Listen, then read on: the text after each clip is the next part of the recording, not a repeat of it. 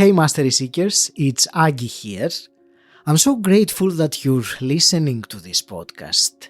And over time I've realized that these conversations are evolving from just listening to actually interacting.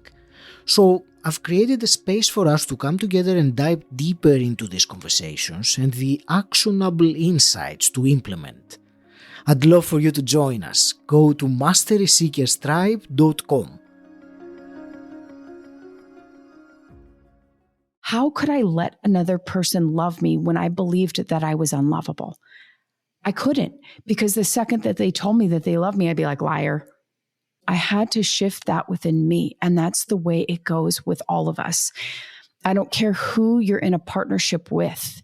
You are reflecting each other to each other. You are listening to Personal Development Mastery, the podcast that empowers you with the simple and consistent actions to take that will help you create a life of purpose and fulfillment. I'm your host, Agi Geramidas, and this is episode 442. Have you ever considered healing the wounds of your inner child? Then this episode is for you. By listening to today's conversation, you will discover how healing your inner child can transform your relationships and especially your intimate relationship. And you will also understand why the repetitive, destructive cycles happen in our life and how to break free from them. So, Mastery Seeker, if you are seeking inspiration and actionable tools on any of these topics, keep listening. Before we dive in, if you enjoy this podcast and appreciate what we're doing, the quick favor I'm asking of you is to click the subscribe button, as this helps us make the podcast better for you. Now let's get started. Today it is my real pleasure to speak with Tammy Cox. Tammy, you are a dedicated transformational coach specializing in helping professional women save their marriages from divorce through inner child healing. You have developed a unique approach to guide women on a transformative path to rekindle love and intimacy in their marriage, and you are passionate about helping them heal from childhood trauma and foster deep personal growth. Tammy, I'm delighted to have you on the show today. It's such a pleasure. Oh, I'm so happy to be here. And your presence, I just have to say, is like so calming and rich. I love being in your presence. So thank you for having me. It is my real pleasure. Someone was telling me earlier today that I have a soothing voice, so I don't know how much of a true that is, but it's good to hear. Oh, it's very true. Tammy, I'm looking forward to this conversation and exploring, among other things, the healing the inner child, and that's something that, as I was telling you before we started recording, I'm very much intrigued with this topic and want to hear your perspective and your wisdom on it. And also about rekindling intimacy in the marriage and all these things that you help your clients with.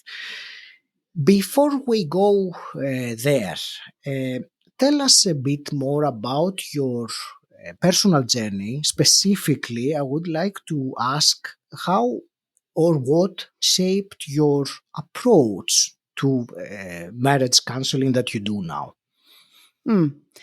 So I'm going to give you the whole backstory because it paints the picture. I grew up in a household with a lot of trauma, we'll say. You know, my parents did the best they could with what they had, but there was a lot of abuse. There was a lot of control. And like my parents were very religious, so there was a lot of control. Like we weren't allowed to speak for ourselves. We weren't allowed to feel differently than our parents. It was just, we were also very, very sheltered, which didn't help. But when I was 11, I found out my dad had AIDS. And he died about a month later.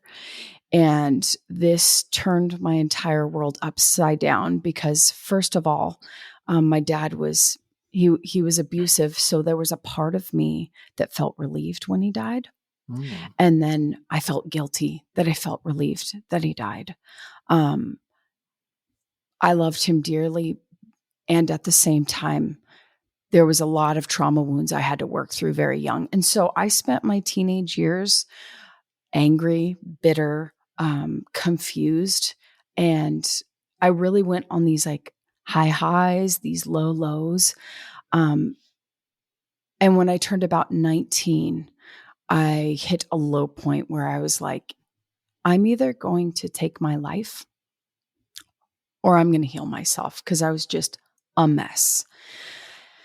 And that was the first time I made the decision that I was going to heal myself. But like a lot of our journeys, it wasn't quick and it wasn't fast or immediate. So I went through just, first of all, counseling, books, any type of therapy I could get my hands on. I tried everything, and it would work for a minute.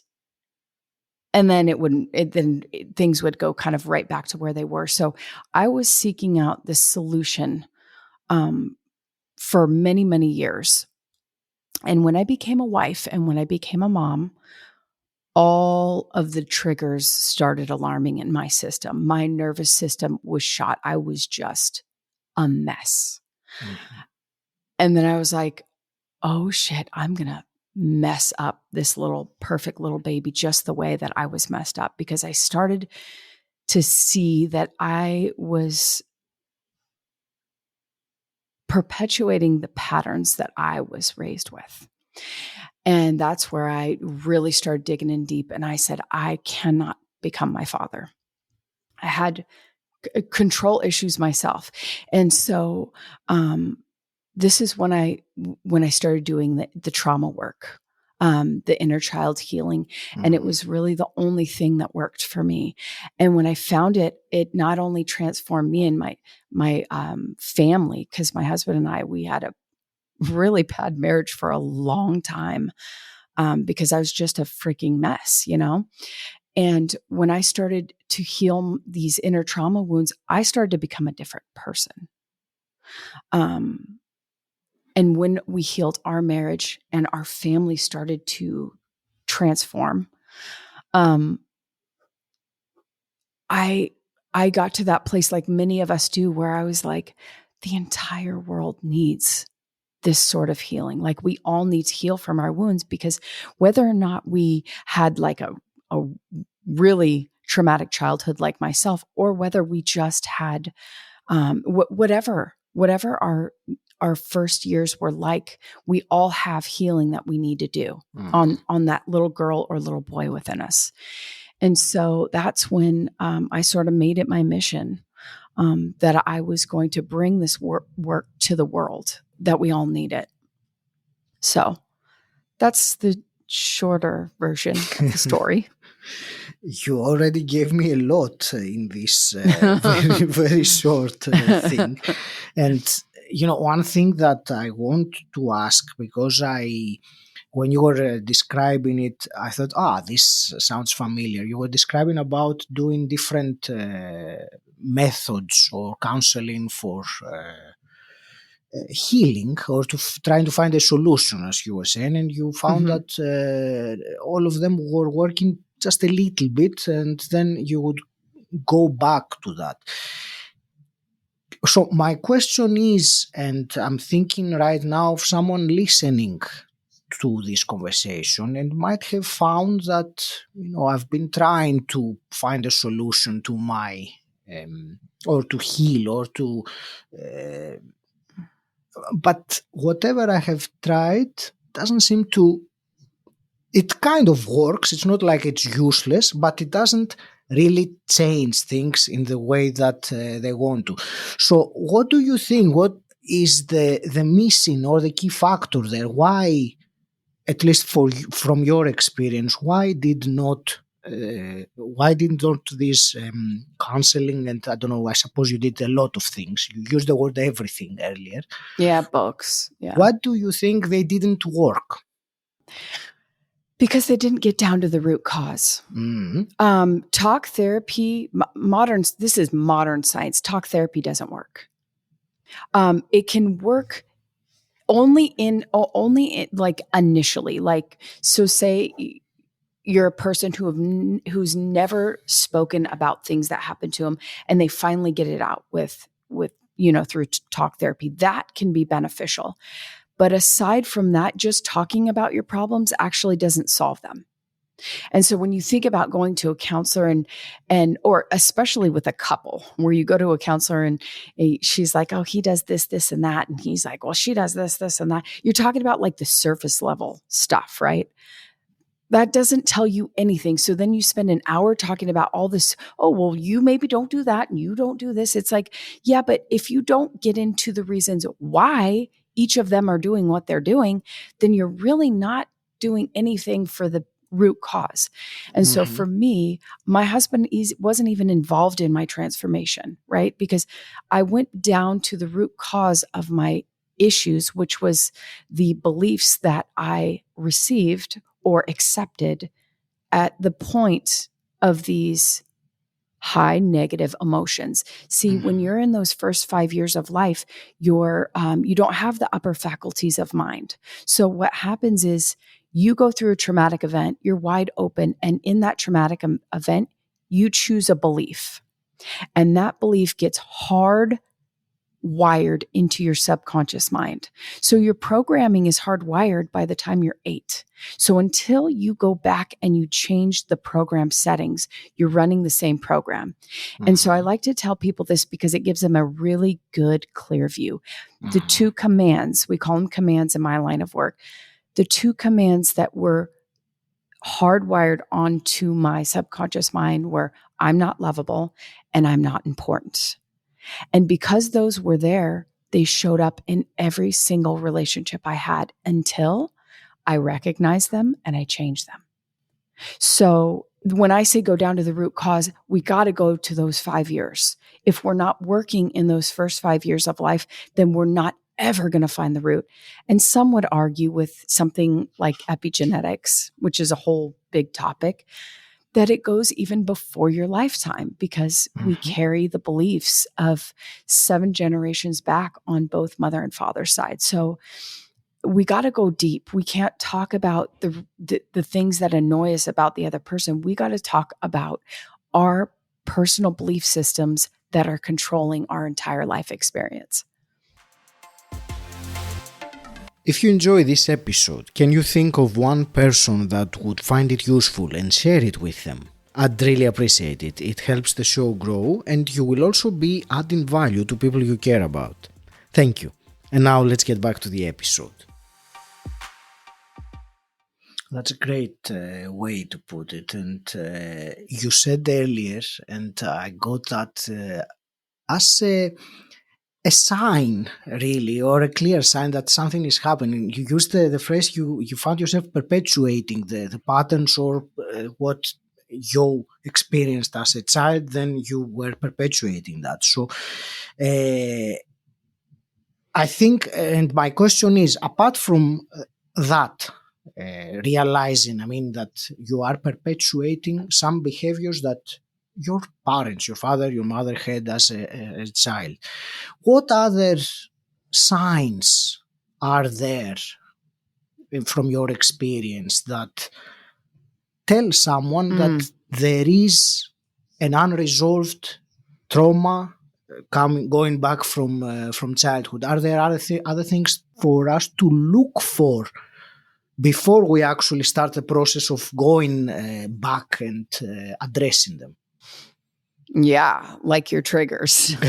When you get triggered, for me, I got so triggered by my kids all the time. Anytime they didn't respect me, and I'm using these quotes because that was my viewpoint when my kids didn't respect me, because in my house growing up, it was like I had to do everything they said. It was such tight control. And it was very fear-based premise. It's like, you will do, they could not tolerate for any free thinking. It's like, you will do exactly what I say. And I have this very clear idea of who you're going to be, and you can't be anything else. So when I saw myself like wanting to control my kids like that, I was like, no, I want my kids to be autonomous. I want them to be free. I want them to feel free to be their own unique self. I don't want to slam them into this box and say, you will be this because this is what I was taught was right. It's like it's any sort of control based on fear that I saw coming up in my programming, that I was like, I don't agree with this. I don't agree with, if you don't do what I say, I have this whole list of things that I'll do to you. But for me, to really know that you have stuff that you need to work on, it's your triggers. Look at your behavior and say, am I in alignment with who I'm being in this relationship? Mm-hmm. And this should be a question we ask ourselves in every relationship. But when it comes to like being a parent, it's this fine line of like, okay, you get to protect your kids, right? You're the one that's supposed to keep them alive, keep them safe, keep them fed. So you're responsible for them. And then where is it that you're trying to impress and impose your beliefs and your ways of being on them in a way that's not serving them? The triggers, the moment you use the word triggers, that was, at least for me, I completely get it, how you mean it. So I'm keeping those two, let's say, traits, realizing that you perpetuate behaviors of the past, and also what triggers you, which triggers you, I interpret it, triggers you to behave in not the way that you would like to behave. And then you, of course, you realize that on retrospection afterwards. Tammy, how can someone begin the process of identifying first and probably addressing afterwards the childhood wounds or the trauma that it says? What's one step for someone to take to begin the process of it? I love that. So if you're at home and you want to try this on your own, the goal is to get to the bottom of the beliefs. So say you get triggered, right?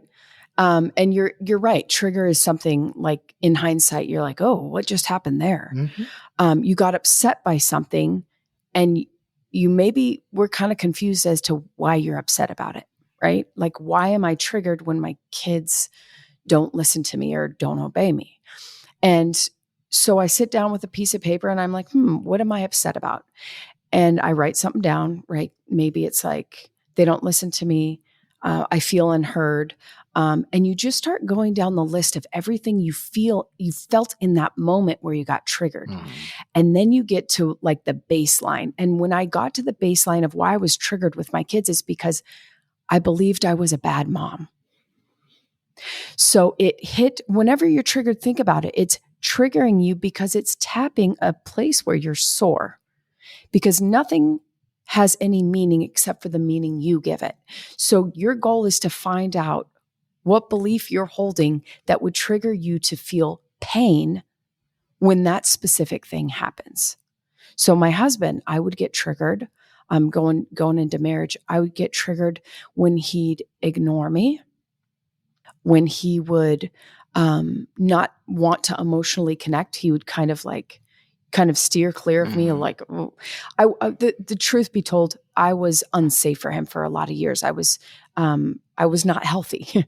So I wasn't safe for him. And I totally understand why he did it. But I attracted a man that had, his trauma wounds were opposite mine. His trauma response was opposite of mine.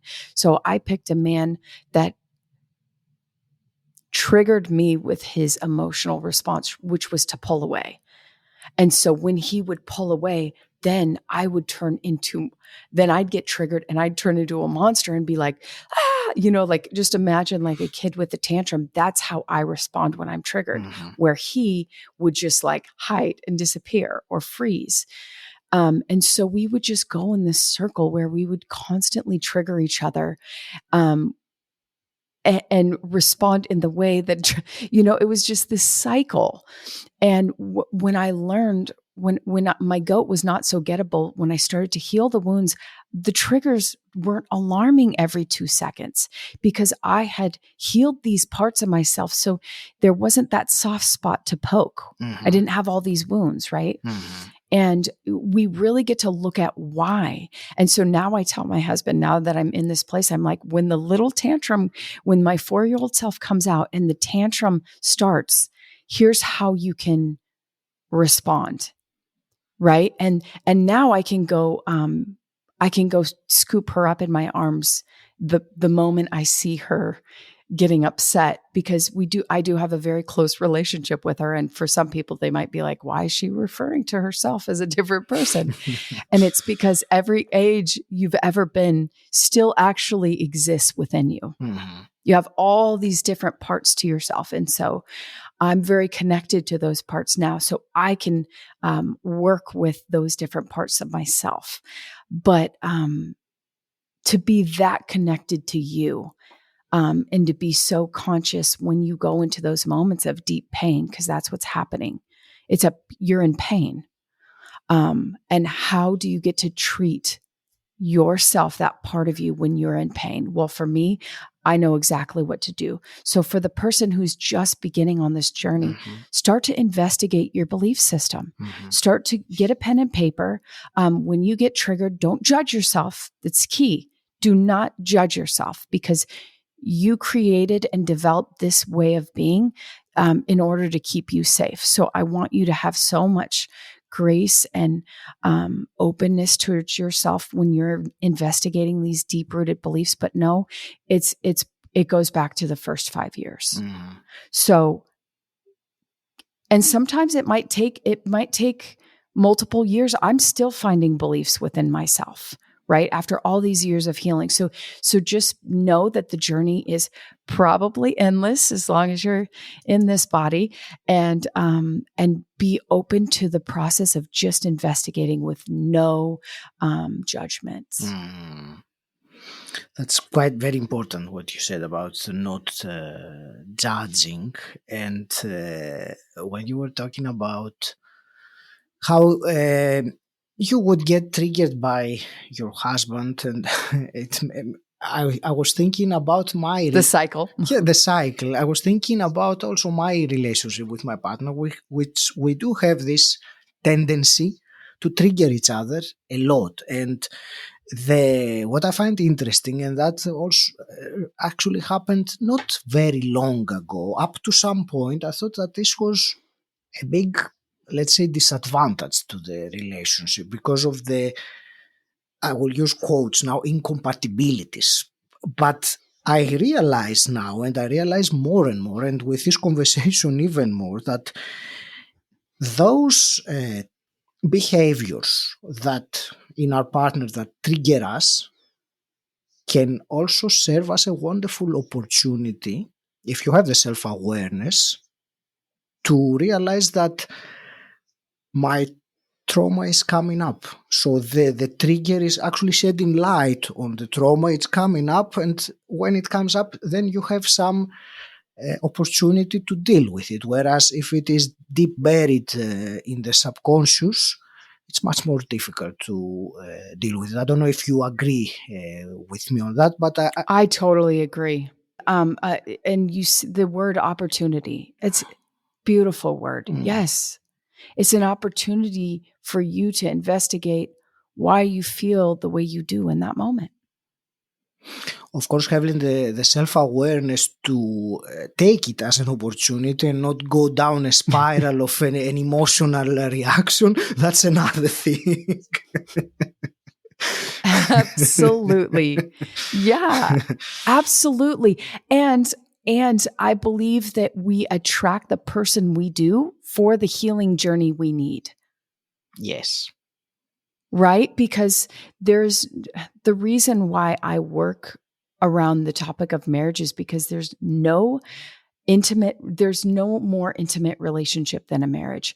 And your partner is simply the closest mirror that you can find. They're the closest mirror. And, when women come to me, they always have this, it's everyone's belief until they start their journey. It's him. It's the other person. He's saying it's her. It's her. It's him. It is not them. No, no, no, no, no. It is the other person. But as we start to unpack everything, they start to realize, oh, no, that this is us. We've co-created that. And it's beautiful as long as you can see it as that. Like, this is our opportunity. That's what I think the gift of marriage is that, like, you can't be unhealthy in a marriage and have a healthy marriage. You have to, or relationship, any intimate relationship, but it's going to constantly reflect the relationship you have with yourself. Mm-hmm. So for me, I hated myself so deeply for almost my entire life. I hated myself. How could I let another person love me when I believed that I was unlovable? I couldn't, because the second that they told me that they love me, I'd be like, liar. Mm-hmm. Now I can't trust you. Mm-hmm. Like, you know what I'm saying? I had to shift that within me. And that's the way it goes with all of us. I don't care who you're in a partnership with. You are reflecting each other to each other. Mm. I like very much this description. Yes. You use the word mirror, and now you say reflecting each other. And it's certainly, in my experience, also it happens like that. It's only, as I was saying earlier, it's being able to recognize that when it happens, rather than getting lost in the habitual perpetuating pattern and go that way. And when we take the shame out of it, mm-hmm. the shame that we all freaking live with, if there's one thing I could eliminate from every single person on this planet, it would be shame. What kind of planet would we have if no one allowed themselves to go into those dark, negative, self-judging belief systems of shame and guilt? If we could just eliminate that, man, we would be a much healthier people. I agree. And these are, the most lowest vibrational emotions. Shame and guilt are, they really drain us down. I wanted to ask one more thing, Tammy, about healing the inner child. I think we covered enough interesting things with it so far, but there is one other thing. Based on your experience, is there any common misconception that you see people holding regarding inner child wound and healing the inner child? And is there something that you have noticed as common misconception?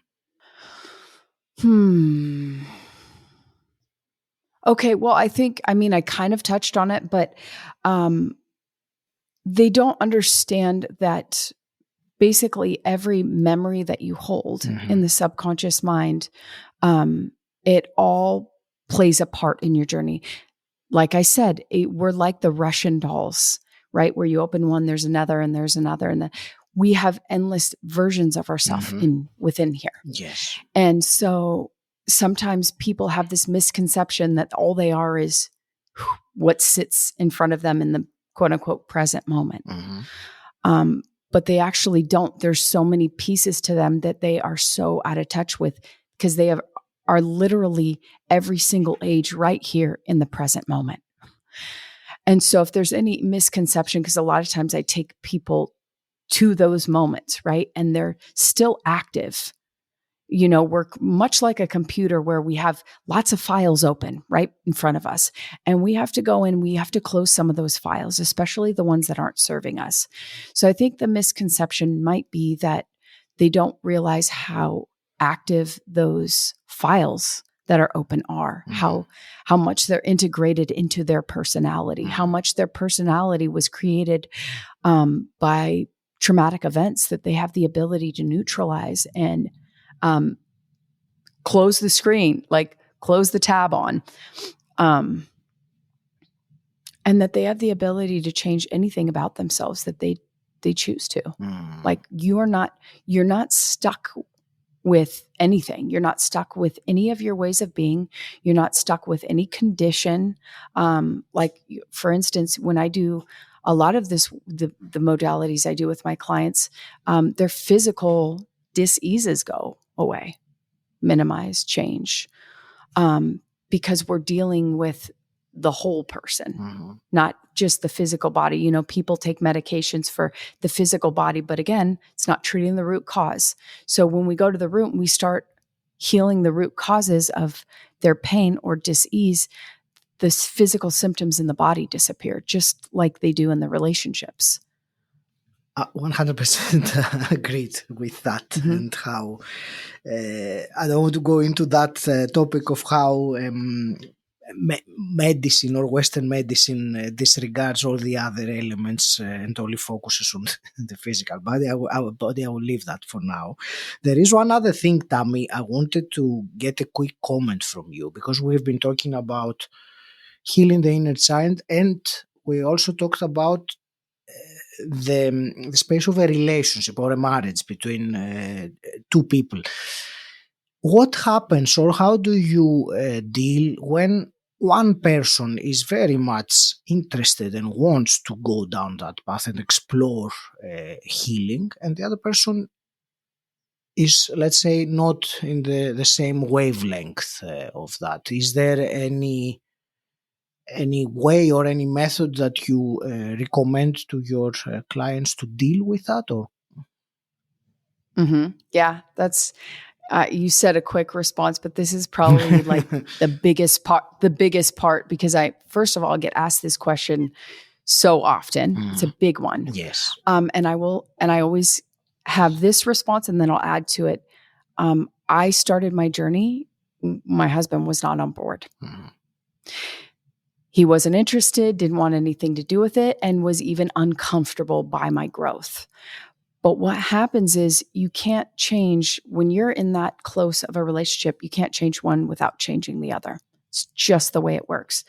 And so what happened was when I started healing myself, he started to transform indirectly. But this cannot happen if you're focused on the other person. This is what I've noticed, because I'll have wives that are like, but he doesn't want to. I'm like, put your blinders on. We're not looking at him for a long time. We're going to let him do his thing. And that's what I had to do. I said to my husband at one point, I don't know if we're going to stay together. I don't know if we're going to move forward. I just know that I'm going to heal myself. I'm getting happy. And whatever you choose to do, cool. I was unattached to him coming along with me. And I think that's where you need to be, is radically breaking those codependent strings with everyone in your life. Because if you want to heal, it just has to be between you and you. Like, you have to make everyone else autonomous to themselves and say, I am creating what I want in my life, and they get to create whatever they want. And it's all good, right? But you have to, I feel like you have to cut those codependent strings and say, I'm unattached to the result. Like, you get to go wherever it is you want to be. And that's why I think for most, they come along. Almost the spouse almost always comes along. They're probably like, 5 steps behind, but they're coming, because you can't change one without the other. Either they're going to have to split up, like attracts like, that which is likened to itself is drawn. That's a law in the universe. And so when one changes, the whole has to change. And he who has the strongest energy will always win. So say you're more of the supporter in the relationship and you're the one that wants to change.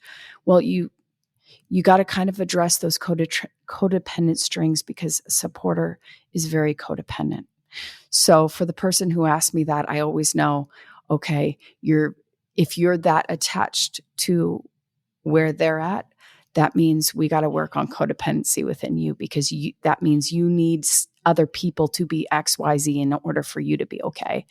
And that's not true autonomy at all. So you get to claim who you be, the whole, healed, perfect, amazing being that you be, and allow everyone else to claim their own. Thank you for this beautiful answer, and I think you expressed it very concisely, even though you said that this is a very big topic. And but I think I tried to keep it short for you. Thank you. I got actually, Tammy, I got the answer that I was looking for. So I hope that the listener also has got the answer if they were thinking the same question. Tammy, before I start wrapping this intriguing conversation up, where will you direct the listener who wants to find out more about you? Well, I can offer you my link tree. I'm on all the platforms, really. Facebook, Instagram, TikTok, YouTube. You can find me anywhere. I'd say the best bet if you want to have a conversation with me is on Instagram. But also I have my link tree if anyone out there is struggling in their marriage. On my link tree, you could book a discovery call to have, 25 minutes with me to discuss, working with me. But I'd say Instagram for anything else, any other questions or yeah. Tammy, I have also two quick questions that I always ask my guests. And the first one is, what does personal development mean to you? It means to be in a constant state of growth and self-discovery. And a hypothetical question, if you were to go back in time and meet your, say, 18-year-old self, what's one piece of advice you would give her? Oh, everything's going to be okay. You got this. You're safe. You got a beautiful ride ahead of you. Tammy, I want to thank you very much for this conversation. I thought it was, apart from intriguing, which I knew that it would be beforehand, I think that we covered some interesting and important topics, and hopefully we gave to the listener, at the very least, some inspiration that can lead to transformation as well, because it has to start with some kind of shift and some action to be taken. So I want to wish you all the very best with your mission, with your personal and professional life. And I will leave it to you for some parting wisdom to someone listening this conversation. What would you say? Let's assume it's a lady. What would you say to her as a conclusion of this conversation? You're not stuck. There's nothing. I mean, I said this earlier, but it is just always my parting message is like, you're not stuck with anything that you have in your life or any way of being or any personality trait. None of it is set in stone. You can change anything about your life.